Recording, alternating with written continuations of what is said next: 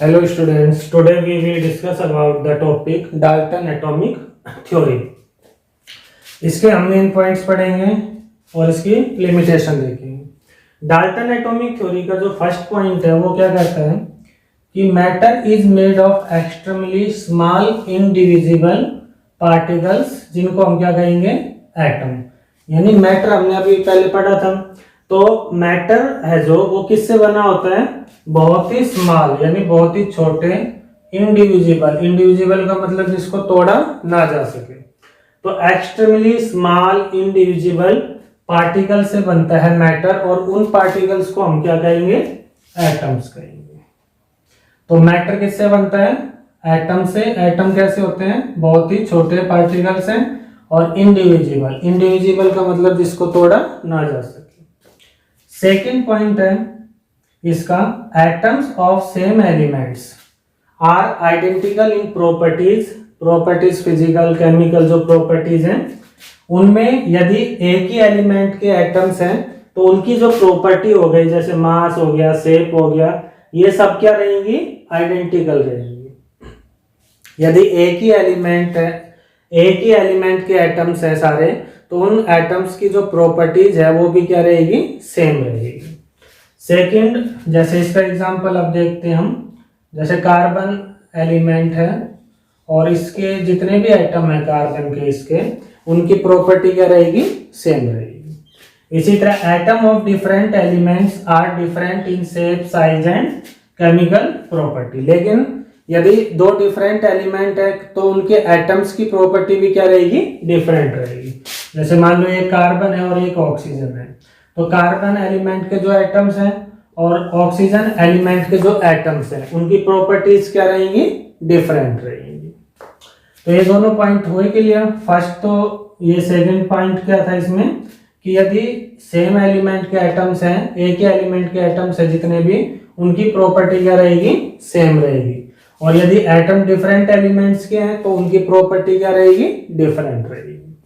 Fourth point ये क्या कहता है कि जो डिफरेंट एलिमेंट्स के जो एटम्स हैं वो कंबाइन करते हैं एक फिक्स रेशियो में, और किसकी फॉर्मेशन करते हैं, कंपाउंड की।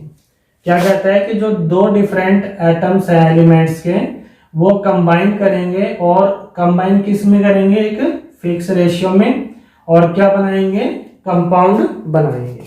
To different atoms of two different elements combined with each other in a fix ratio to form compound. Compound हमने पहले पढ़ा था, जैसे CO2 है, तो इसमें दो डिफरेंट एटम्स हैं एलिमेंट्स के, एक कार्बन है और एक ऑक्सीजन है, लेकिन इनका रेशियो क्या है, फिक्स है, 1:2। कार्बन एक होगा और ऑक्सीजन के दो एटम है, तो दो डिफरेंट एटम्स हैं, कंबाइन करते हैं फिक्स रेशियो में, किसकी फॉर्मेशन करेंगे, कंपाउंड की। फिफ्थ पॉइंट है, atoms can neither be created nor be destroyed. Atoms को ना तो हम अपनी तरफ से बना सकते हैं और ना ही उसको डिस्ट्रॉय कर सकते हैं। ये क्या है, फिफ्थ पॉइंट। तो पांचों पॉइंट हमने पढ़े। मैटर है जो वो एक्सट्रीमली स्मॉल इंडिविजिबल पार्टिकल से बनता है, जिसको हम क्या कहेंगे, एटम्स कहेंगे। एटम्स है जो सेम एलिमेंट के हैं, यदि एक ही एलिमेंट के एटम्स है जितने भी सारे, उनकी जो प्रॉपर्टी है वो क्या रहेगी, सेम रहेगी। डिफरेंट है यदि एटम्स है डिफरेंट एलिमेंट्स के, तो उनकी प्रॉपर्टी क्या रहेगी, डिफरेंट रहेगी। एटम्स है जो डिफरेंट एलिमेंट्स के, वो कंबाइन करते हैं फिक्स रेशियो में, और किसकी फॉर्मेशन करेंगे, कंपाउंड की। जैसे एग्जांपल दिया CO2, तो इसमें रेशियो क्या है, कार्बन ऑक्सीजन का 1:2। फिफ्थ पॉइंट क्या कहता है, एटम को ना तो हम क्रिएट कर सकते हैं और ना ही डिस्ट्रॉय कर सकते हैं ड्यूरिंग ए केमिकल रिएक्शन। अब इसमें जो फर्स्ट और फिफ्थ पॉइंट है, ये किसको फॉलो करेगा, law of conservation of mass. Law of conservation of mass हमने पढ़ा कि भाई matter can neither be created nor be destroy, यानी मास है जो वो क्या रहेगा, सेम रहेगा रिएक्टेंट एंड प्रोडक्ट का। तो ये फर्स्ट पॉइंट और फिफ्थ पॉइंट ये law of conservation of mass को फॉलो करेगा। फोर्थ पॉइंट है जो, ये किसको फॉलो करेगा, law of constant proportions and law of multiple proportions को। ये हमने प्रीवियस जो क्लास हुई थी उसमें पढ़ा था लॉ ऑफ कांस्टेंट प्रोपोर्शंस क्या होता है और लॉ ऑफ मल्टीपल प्रोपोर्शन क्या होता है। तो फोर्थ पॉइंट आपका लॉ ऑफ कांस्टेंट प्रोपोर्शंस और लॉ ऑफ मल्टीपल प्रोपोर्शन को फॉलो करेगा, और फर्स्ट और फिफ्थ पॉइंट आपको किसको फॉलो करेगा, law of conservation of mass को फॉलो करेगा। अब इसकी लिमिटेशन है डाल्टन एटॉमिक थ्योरी की। तो फर्स्ट लिमिटेशन तो यही है कि it could not explain why atom combine. भाई एटम कंबाइन हो रहे हैं तो क्यों हो रहे हैं, इसके बारे में डाल्टन ने कुछ नहीं बताया। सेकंड जो लिमिटेशन है इसकी कि डिफरेंट एलिमेंट्स हैं उनकी प्रॉपर्टी डिफरेंट है, लेकिन क्यों है प्रॉपर्टी डिफरेंट उसके बारे में भी डाल्टन ने कोई एक्सप्लेनेशन नहीं दिया। थर्ड जो डिफरेंस है, ये लिमिटेशन है इसकी, it could not explain the law of gaseous volume, यानी गैसेस वॉल्यूम लॉ है जो वो हमने पढ़ा था, गैसेस कंबाइन करती हैं एक सिंपल रेशियो में, तो वो क्यों कंबाइन करती है वही बात आ गई। मॉलिक्यूल्स है जो कंबाइन क्यों करते हैं, एटम्स कंबाइन क्यों करते हैं, इसके बारे में उसने नहीं बताया। इसके बाद एक छोटा सा टॉपिक है एटोमिसिटी।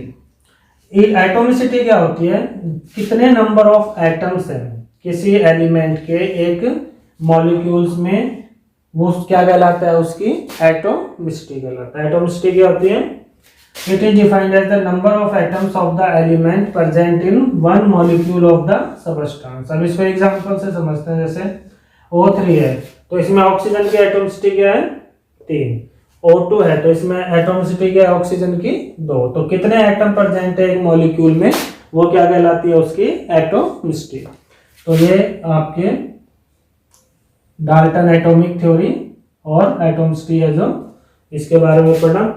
तो डाल्टन एटॉमिक थ्योरी के मेन पॉइंट क्या क्या है कि मैटर है जो वो किससे बना है, एटम से, और एटम समालिष्ट क्या है, पार्टिकल है जिसको तोड़ा नहीं जा सकता। दूसरा पॉइंट है कि जो सेम एलिमेंट है उसके जितने भी पार्टिकल्स हैं एटम्स हैं उनकी प्रॉपर्टी क्या रहेगी, सेम रहेगी, और यदि डिफरेंट एलिमेंट्स के एटम्स हैं तो उनकी प्रॉपर्टी डिफरेंट रहेगी। चौथा पॉइंट है different elements combine. Different elements हैं जो उनके एटम्स कंबाइन करेंगे फिक्स रेशियो में और किसकी फॉर्मेशन करेंगे, कंपाउंड की। फिफ्थ पॉइंट है atom can neither be created nor be destroyed. First और फिफ्थ पॉइंट है जो आपके law of conservation of mass को फॉलो करेगा। फोर्थ पॉइंट है आपके लॉ ऑफ कांस्टेंट प्रोपोर्शंस को फॉलो करेगा। लिमिटेशन में एटम्स कंबाइन क्यों होते हैं इसको एक्सप्लेन नहीं कर पाए। एटम्स डिफरेंट एलिमेंट्स के जो एटम्स है उनकी प्रॉपर्टी डिफरेंट है, इसको एक्सप्लेन नहीं कर पाया। और लुशियस लॉ है जो इसको लॉ ऑफ गैसियस वॉल्यूम है जो इसको एक्सप्लेन नहीं कर पाया। एटोमिसिटी क्या बताया, कितने एटम है एक मॉलिक्यूल्स में प्रेजेंट, उसको हम क्या कहेंगे उसकी एटोमिसिटी। O2 है जैसे तो O2 में एटोमिसिटी 2 हो गई और O3 में 3 हो गई। Thank you.